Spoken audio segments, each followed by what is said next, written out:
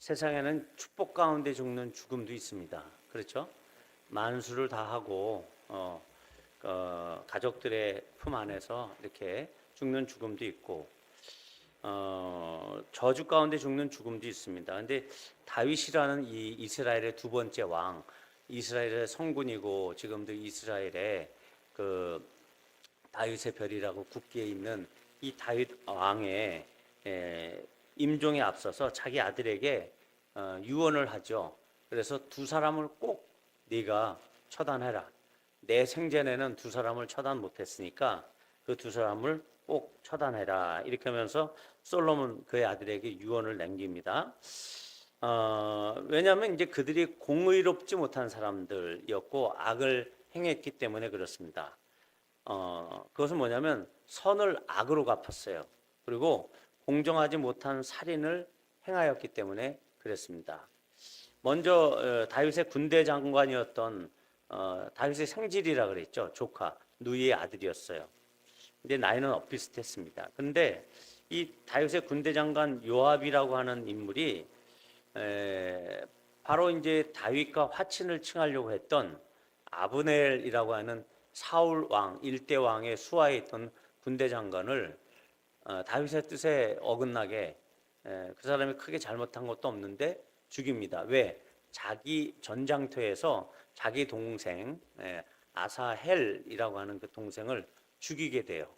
쫓아오지 말라 그랬는데 쫓아오다가 결국은 이 아브넬 군대 장관이거든요. 그러니까 용맹이 있고 싸움 실력이 있는 아브넬에게 죽게 됩니다. 그러니까 이 아브넬이 다윗과 화친하러 갔을 때 이 아브넬을 몰래 불러서 죽입니다. 그것뿐만이 아닙니다. 그리고 아마사라고 이 다윗의 아들 압살롬이 다윗을 배반해서 자기가 왕위를 차지하려고 반란을 일으켰을 때도 이 아마사 그 압살롬의 편에 있던 이 아마사를 죽이지 말라. 다윗이 수용 정책을 폈어요. 그럼에도 불구하고 이 압살롬의 편에 있었던 이 아마사를 죽입니다. 그러니까 이 태평 시대에 전쟁의 피를 흘린 그 죄가 바로 이 요압에게 있었어요. 그리고 이 요압 한 사람하고 시므이라고 하는 사람이 있는데 이 시므이는 그렇게 뭐 자세한 기록은 없지만 추측하기로는 이 사울 왕조가 일대 왕조인데 이 사울 왕조와 친척으로 우리가 추측을 해볼 수 있고 그래서 이렇게 지파주의적인 성격을 갖고 있었습니다. 그래서 이 사울의 뒤를 이은 이 다윗이라고 하는 이 사람을 시기했던 것 같아요.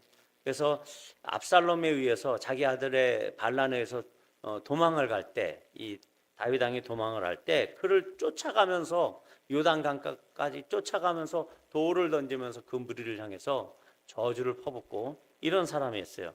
근데 상황이 역전됐어요. 압살롬의 군대는 다 패망하고 압살롬도 죽고 그리고 다시 이제 요단 강가를 건너서 예루살렘으로 오는데 이 시므이가 아주 뭐라 그럴까요?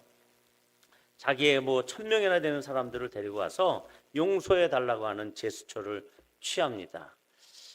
뭐 그때 그 상황에서 다윗이 그 관용이 있는 사람인데 이 시므이를 용서해 주지 않는다라고 하면 분위기가 어색하게 될 것이고 그러면서 내가 여호와를 두고 맹세한다 이렇게 다윗이 얘기해요. 그러면서 내가 칼로 너를 죽이지 않겠다 했던 인물이 바로 이 시므이입니다. 그런데 왕권이 교체된 상태에서 이제 사울 왕조가 있었고 이제 다윗 왕조로 교체가 됐잖아요.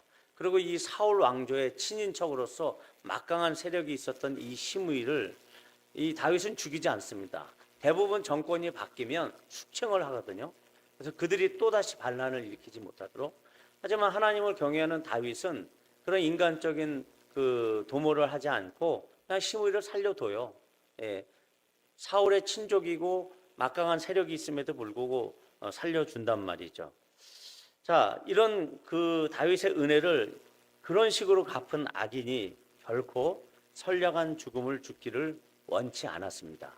선을 악으로 갚은 이 시므이도 처단하길 바랬어요. 근데 다윗은 여호와의 이름으로 맹세했기 때문에 다윗의 손으로는 죽일 수가 없고 그러니까 이제 솔로몬, 지혜로운 왕인 솔로몬에게 네가 지혜로우니까 네가 알아서 해라, 이렇게 얘기를 하거든요.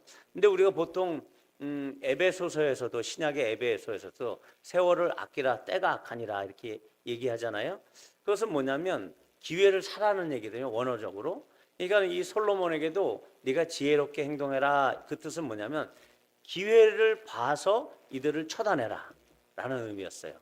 그래서 두 사람을 처단하는데, 시므에게는 이 솔로몬이 네가 그 기브온 물가를 넘어서 딴 지역으로 가면 넌 죽을 거야, 그 지역에만 살아, 그랬는데 종 둘이 도망을 가거든요, 블레셋 지방으로. 그러니까 그걸 쫓아갔다가 나중에 발각이 됐어요. 그래가지고 죽게 됩니다. 또 이 요압도 마찬가지로 이 오늘 이야기에 등장하는 아도니아, 아도니아의 편에 섰었던 것이 요압 장군이잖아요. 이 요압도 아도니아가 죽었다는 소리를 듣고 자기도 죽을까봐 제단불을 잡고 있었지만 결국은 그것을 빌미로 이 요압 장군도 죽입니다, 솔로몬이. 자, 그런데 그 두 사람, 다윗이 유언한 두 사람 말고 이 아도니아는 그냥 엉뚱하게 죽는 꼴이 됐어요, 지금. 다윗은 아도니아에게 얘기하지 않았습니다. 왜? 아도니아는 다윗의 넷째 아들이고 지금 현재로서는 장자란 말이에요. 그렇게 다윗의 성품상 자기 아들을 그렇게 무지막지하게 죽이라 하지 않습니다. 설사 반역을 했다 할지라도. 그런데 이 압살롬처럼 대대적인 반역도 아니고 반역의 음모를 꾸미다가 발각이 된 것인데 죽이라고 할 리는 없죠. 어쨌든 다윗은 그 다윗의 생전에는 이목 때문에 혹은 묘한 그 정치적인 그 알력, 이런 알력들 사이에서 가시 같은 존재 두 사람을 내버려 둘 수밖에 없는 그 상황에 있다가 이제는 이 솔로몬이라고 하는 자기의 하나님이 인정하시는 왕을 통해서, 자기 아들을 통해서 이 적들을 처단하기를 바랬던 거죠. 왜냐하면 이 세력들이 아들의 통치 시대에도 존재한다라고 하면 이것은 아마도 불안한 어떤 요인을 남겨두는 것이다라고 다윗은 생각했을 것입니다. 다윗은 하나님을 따르고 경외하는 사람이었기 때문에 솔로몬이 지혜롭게 하나님의 뜻을 행하리라는 그런 믿음이 있었던 것으로 판단이 됩니다. 너는 지혜 있는 사람이므로 그에게 행할 일을 알지니 그의 백발이 피 가운데 소울에 내려가게 하라. 이렇게 이 요압이나 시므이를 향해서 그렇게 얘기를 했어요. 다윗도 그의 임종을 앞두고 자신의 자손들을 통한 왕위가 계속 이어질 것이다라고 하는 이 하나님의 언약에 대해서 신경을 쓰고 있는 것으로 볼 수 있습니다. 그 맥락 가운데 오늘 성경을 봐야 돼요. 그러니까 즉 왕권 유지라고 하는 그 맥락 안에서 오늘 본문을 봐야 오늘 본문이 해석이 됩니다. 자,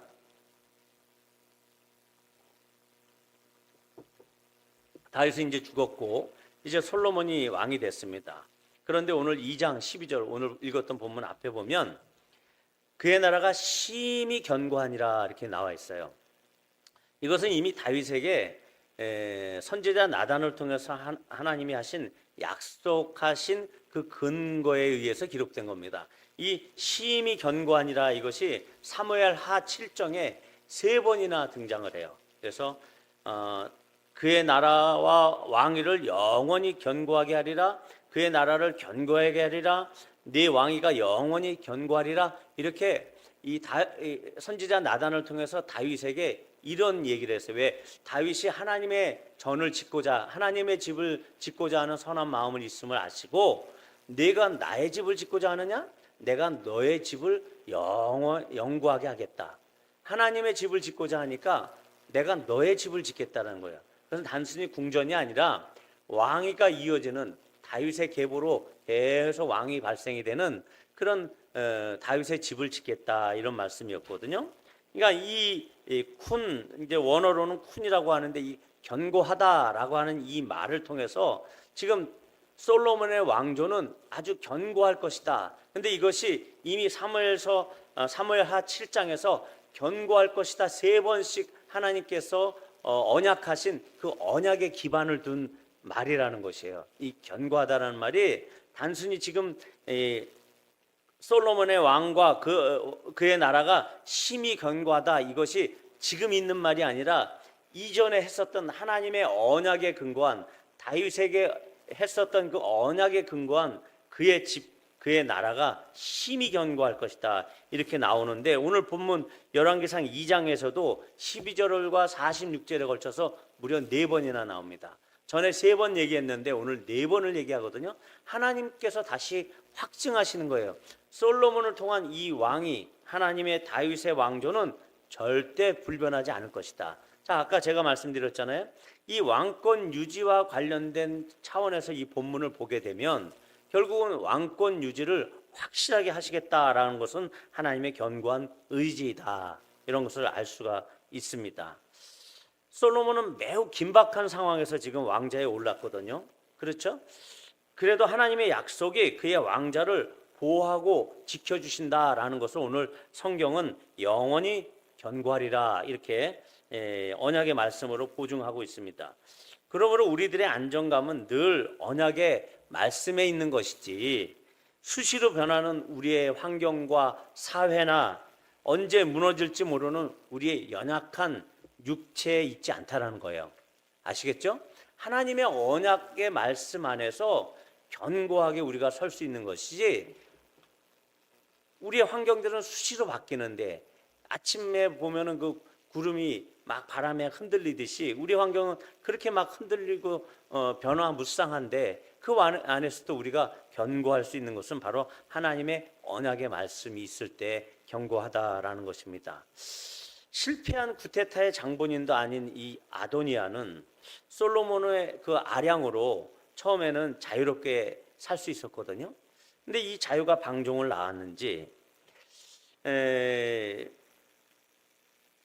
그리고 이제 다윗이 솔로몬에게 말을 했듯이 이 솔로몬의 이 정치적인 그 어린 나이에 왕이 됐기 때문에 언제 깨어질지 모르는 어떤 정치적인 평안함, 그 평온함을 지속하려고 하면 이 솔로몬에게 이 다윗이 명령했던 것이 있었잖아요.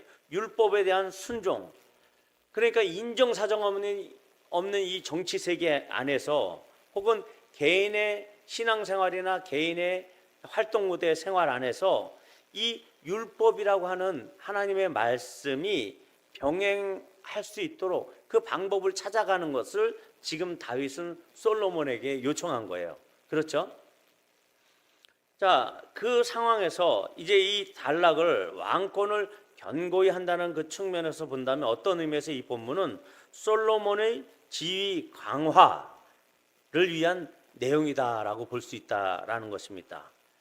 솔로몬의 안전은 이 정적들이 완전히 없어져야지만, 그렇게 불가피하게 다윗이 말한 그들의 처형이 이루어져야지만 완전할 것이다라는 것입니다. 솔로몬의 안전한 그 안전과 아니면 그 영구한 그 보좌는요, 하나님의 언약에 있는 그의 안전은 결코 흔들릴 일은 없을 것이죠. 하지만 그 언약의 큰 틀 안에서 이루어져야 하는 언약의 방해 요소들이 있을 수 있다라는 것이죠. 이것은 바로 영적인 세력을 얘기합니다. 우리들이 하나님의 언약을 굳게 믿고 따라가려고 하지만 우리의 환경을 통해서 우리의 영적인 대적들이 방해 요소를 우리에게 던져 넣는다는 것이죠. 그 방해 요소들을 제거하는 것이 곧 하나님의 뜻이다. 이것이 오늘 본문의 핵심입니다. 이 방해 요소가 그런데 어떻게 다가오느냐, 그걸 한번 오늘 보는 것이죠. 자, 이렇게 처음에 말씀드린 대로 솔로몬에게 요압과 시므이를 제거하는 일을 지혜롭게 처리하도록 요청했습니다. 다윗이. 이 말은 적절한 기회로 모색하라고 했잖아요.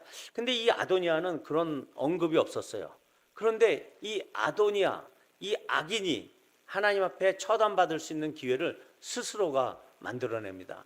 이 아도니아는 어떻게 얘기했죠? 자기가 스스로 왕이 되겠다 했던 사람이에요. 그런데 지금 스스로 멸망을 자초하게 된 거예요. 이 참 아이러니입니다. 어떻게 오냐면, 자, 심의를 몰락시킨 것은 솔로몬이 직접 계략을 낸 것이고 요압의 계획은 저절로 찾아왔습니다. 그런데 권력에 욕심이 많은 이 아도니아는 마침내 자신이 죽을 무덤을 파는 행동을 하게 됩니다. 우리 성경에 욕심이 잉태하여 죄를 낳고 죄가 장성하여 사망에 이른다. 그 길을 그대로 지금 이 아도니아가 답보하고 있는 거예요. 첫 번째 욕심은 왕이 되겠다. 권력에 대한 욕심이었잖아요. 두 번째는 이제 아버지 다윗의 품 안에 있었던 여인 아비삭, 수냄 여인 이 아비삭, 아버지의 몸을 따뜻하게 하려고 하는 아비삭. 그래서 제가 전에 말했죠. 이것은 수처녀이고 아버지와 관계하지 않았고 다윗은 이 성결한 처녀를 교회로 생각했을 것이다. 그래서 하나님의 순결한 거룩한 교회 성도인 우리를 어떻게 해요? 그대로 그리스도께로 인도하는 그 날을 기대하는 그 다윗의 예언적인 행동이 아니었을까 이렇게 제가 해석을 했습니다. 자, 아도니아는 이제 솔로몬이 왕이 됐지만 밧세바가 자기 혹은 자기들의 세력에 어떤 결정적인 영향력을 미칠 것이다라고 짐작을 하고서 밧세바에게 한 가지 요청을 하게 됩니다. 그 요청은 손실에 대한 보상이라고 표현되고 있습니다. 자기가 하는 말이죠. 당신도 아시는 바이거니와 이 왕위는 내 것이었고 그의 것이었나요? 예, 거짓의 아비예요 지금. 지금 아도니아가 거짓의 아비인 사탄의 행동을 따라하고 있는 겁니다. 잘 보시면, 자, 당신도 아시는 바거니와 이 왕위는 내 것이었고 온 이스라엘은 다 얼굴을 내게로 향하여 그렇지 않았잖아요. 왕으로 삼으려 하였는데 그 왕권이 돌아가 내 아우의 것이 되었다 이렇게 얘기하거든요. 예, 하지만 하나님의 섭리의 결과로 그 왕권이 솔로몬의 것으로 돌아갔다라고 인정은 합니다. 하지만 온 이스라엘이 다 얼굴을 내게로 향했다. 왕으로 삼으려 했다. 이것은 과장이죠. 착각하고 있는 거예요. 스스로가 속고 있는 겁니다. 예, 이것이 바로 거짓의 아비인 사탄의 행태를 그대로 따라하고 있는 아도니아의 모습이라 할 수 있죠. 어쨌든 자신은 그저 저 여인 하나, 수냄 여인 한 사람이 그가 요청하는 전부다라는 것을 강조하려고 그리고 그 여인을 얻어내려고 다른 부분들을 지금 과정하고 있는 거예요. 그렇죠? 왜 그걸 과정하고 있어요? 핵심적인 거 하나를 내가 얻고자 하는 거예요. 이 아비삭을 얻고자 하는 거예요. 물론 이 아비삭이 온 이스라엘 땅에서 아주 아름다운 여인이기 때문에 육신의 정욕으로 그렇게 이 여인을 요청할 수 있죠. 권력을 탐했던 아도니아이기 때문에 이 여인도 탐한다라고 우리가 1차적으로는 해석해 볼 수 있을 거라는 얘기죠. 자, 그런데 우리는 이 아도니아의 요청의 의미에 대해서 좀 더 한번 생각을 해봐야 한다는 겁니다. 지극히 순수한 요청일 것인가? 단순히 아름다운 여인 하나를 얻기 위한 요청일 것인가? 라고 하는 의미예요. 아니면 아도니아의 왕권 주장을 다시 되살리기 위한 어떤 계산된 시도인가? 이런 것들을 보게 됩니다. 사무엘하 16장에 보면 이렇게 압살롬에 의해서 자기 아들 압살롬에 의해서 둘째 아들이었죠. 셋째 아들이었죠. 그 압살롬에 의해서 도망을 가는 신세가 됐어요. 그래가지고 도망을 가는 사이에 이 압살롬이 그의 모사가 있습니다. 전쟁에서도 모사들이 있잖아요. 전쟁을 이렇게 치르는 그 아이도벨이라고 하는 그 모사가 어떻게 하냐면 당신의 왕권을 높이기 위해서는 그 아버지 왕의 그 후궁들을 백주 대낮에 왕궁 위에다 텐트를 치고 거기서 동침하십시오. 이런 아주 불량한 제안을 합니다. 왜냐하면 그래야지만이 온 이스라엘 사람들이 당신의 힘이 대단합니다라는 것을 보게 된다라는 것이죠. 능력을 나타내고 왕으로서 새로운 왕으로서 이렇게 자신이 왕이고 그 힘을 자랑하게 될 것이기 때문에 그런 계략을 줘요. 이런 것처럼 이 아도니아는 다윗의 엄밀히만 해서 후궁이라 볼 수는 없을 수도 있지만 그래도 이 아비삭은 다윗과 아주 매우 상관이 깊은 여인이거든요. 그렇잖아요. 다윗의 품속에 있었다라고 표현했잖아요. 그러니까 그리스도의 품속에 있는 이 교회를 의미한다고 상징한다 그랬잖아요. 수처녀인 이 교회, 거룩한 처녀인 이 교회, 그래서 거룩한 하나님의 성도들을 그리스도께서 안고 있는 그런 형상이라 그랬잖아요. 그래서 종말에 그리스도와의 그 공중 결혼식 때 들림을 받아서 온전한 결혼식을 올리기까지는 정혼의 시간을 살고 있는 우리 성도들을 얘기한다 그랬잖아요. 거룩한 성도들. 그런데 이 거룩한 성도들이다라고 우리가 가정을 했을 때 이 아비삭은 아직도 처녀의 몸이었어요. 이 거룩한 처녀를 지금 아도니아가 달라고 하는 거예요. 웃기죠? 그러니까 이 아도니아는 어떤 사람이겠습니까? 다윗과 상관이 있는 이 여인, 그리스도 예수와 상관이 있는 우리 교회를, 거룩한 성도들을 지금 그 순결을 뺏으려고 하는 거예요. 거룩한 교회의 순결, 거룩성을 앗아가려고 하는 이 아도니아의 행태는 작은 일이 아니라는 것이죠. 그런데 밧세바는 이것을 어떻게 대응하고 있습니까? 별거 아닌 걸로 대응하고 있어요. 그렇게 순진한 겁니까? 예, 밧세바처럼 우리가 순진하면 안 된다라는 것입니다. 한편으로는 이 밧세바가 이 이야기를 솔로몬에게 전하면 반드시 아도니아가 죽게 될 것이기 때문에 이 밧세바가 어떤 그런 더욱 솔로몬의 어떤 왕위를 견고하기 위해서 그를 죽이려고 그렇게 영리하게 계산을 했을 것이다 라고 생각하는 사람들도 있지만 그렇지는 않습니다. 왜냐하면 그 다음 솔로몬의 질책으로 그것이 드러납니다. 신통한 생각은 아니었어요. 밧세바는 그냥 미련하게 인정으로, 그렇죠? 그렇게 봐주게 됩니다. 하지만 솔로몬은 이 아도니아의 행동을 정확하게 드러냅니다. 자신이 1장, 요 앞장에 1장 50절에서 그에게 경고한 그 악이라고 대번에 간주해 버립니다. 솔로몬이 이르되 그가 만일 선한 사람일진데 그의 머리털 하나도 땅에 떨어지지 아니하려니와 그에게 악한 것이 보이면 죽으리라 이렇게 말했거든요. 오늘 결국 아도니아가 죽죠. 그것은 악이 있었다라는 겁니다. 과연 무엇이 악일까? 1장에 나오는 그 음모의 부활이라고 이 솔로몬은 해석을 했습니다. 하나님의 왕국에 대한 도전이라고 봤어요. 이해되시죠? 사탄이 이렇게 교묘하게 한 발짝 걸치고 들어오는 거예요.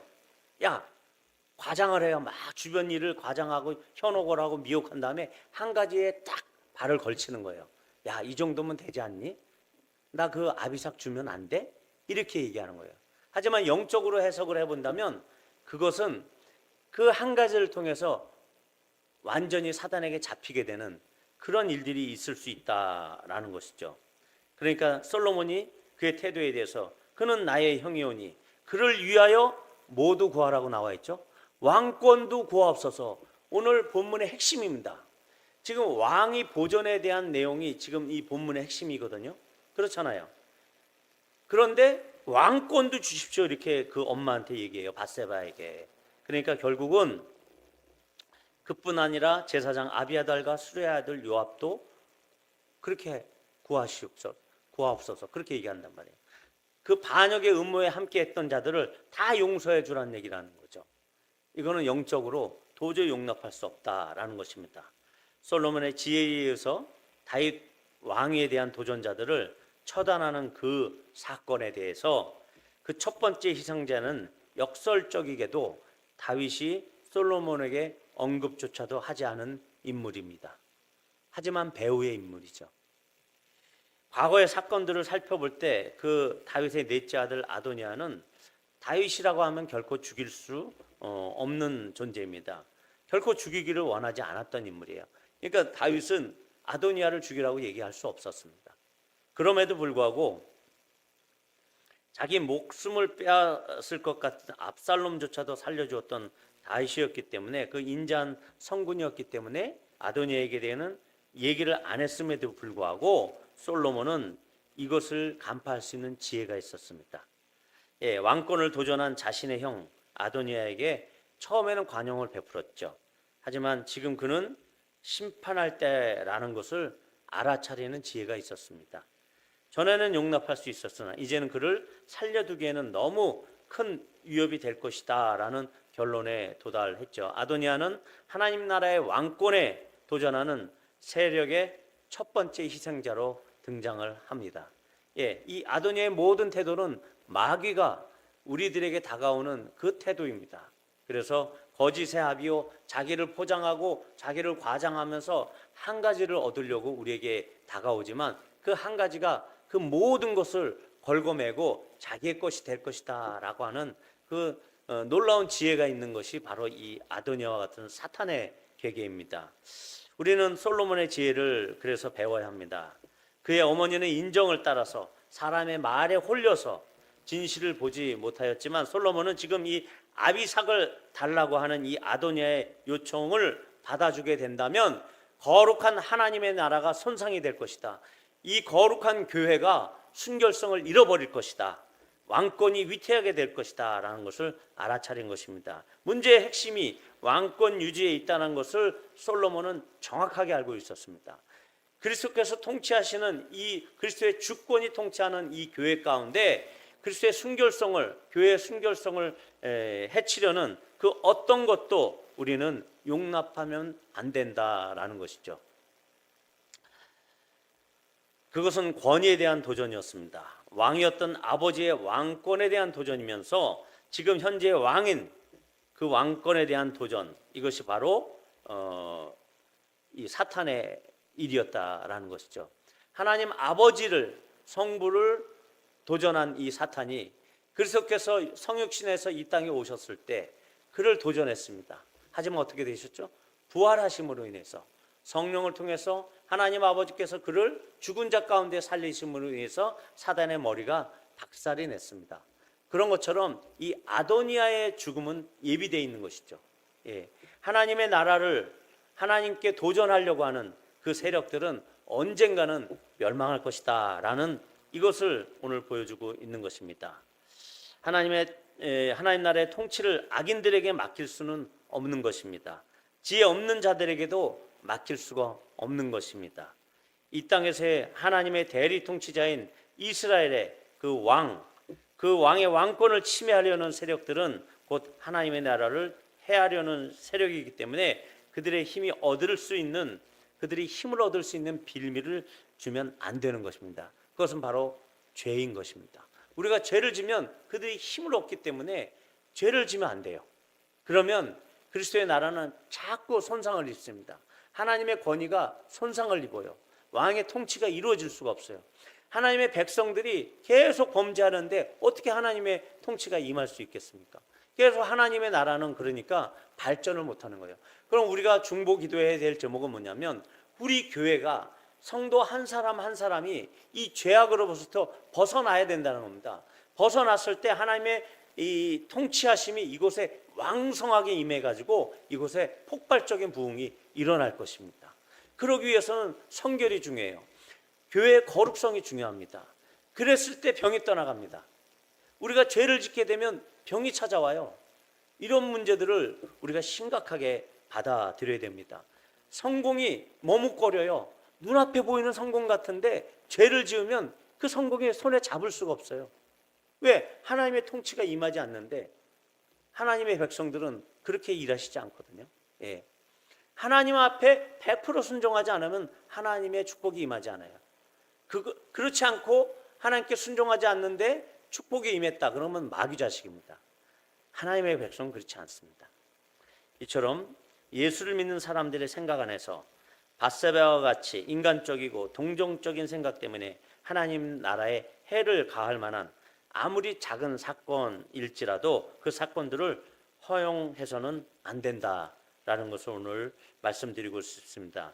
나의 작은 행동일지라도 하나님 나라의 공동체에 균열이 일어나게 해서는 안 되는 것이며 하나님의 언약에 손상해서 하나님의 말씀을 중심으로 생각하고 결단해야 뒤탈이 없다.